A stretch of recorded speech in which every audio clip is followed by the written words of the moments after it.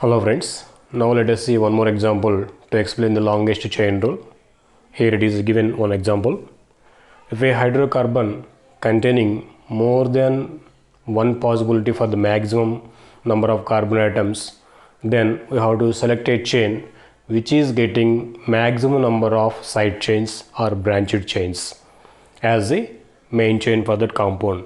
If you observe this compound, it is having more than one possibilities with maximum number of carbon atoms or with equal number of carbon atoms. Here 1, 2, 3, 4, 5, 6, it is getting 6 carbon atoms. 1, 2, 3, 4, 5, 6, it is also getting 6. Even 1, 2, 3, 4, 5, 6, it is also getting 6 carbon atoms. So there are more than one possibilities for this. Now the chain to be selected as a main chain which is getting maximum number of side chains for it. In that way, if you observe this as main chain, these two will be side chains for this. So if you select this as a main chain, it is getting 2 side chains. If you take this as a main chain, it is getting only 1 side chain. Now selecting this as a main chain is correct one, because it is getting 2 side chains.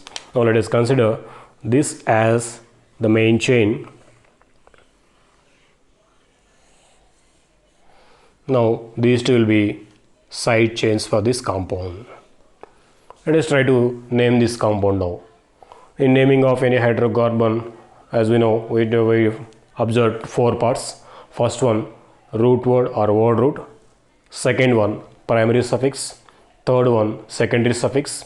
And finally prefix or prefixes. First let us see word root or root word for this compound. Root word represents the number of carbon atoms existing in its main chain. If you see, there are 6 carbon atoms in the main chain, so word root or root word will be hex. And in between the carbon atoms all single bonds are existing, so primary suffix will be in. As there are no functional groups in the compound, no secondary suffix will come for this. Now let us see prefixes. Prefix represents the side chains existing in the compound. There is one methyl group as well as one ethyl group also. In alphabetical order, first we write ethyl group and then methyl group. Let us write it same. Ethyl, methyl, hexane.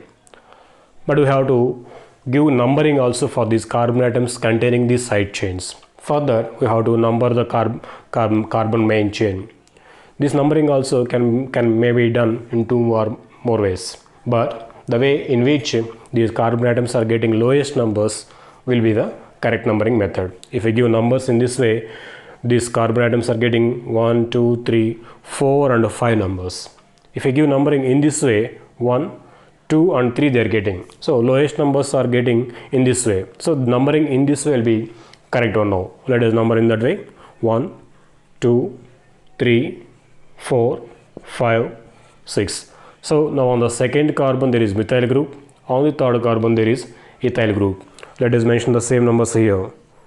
3 ethyl, 2 methyl, hexane is its IUPAC name.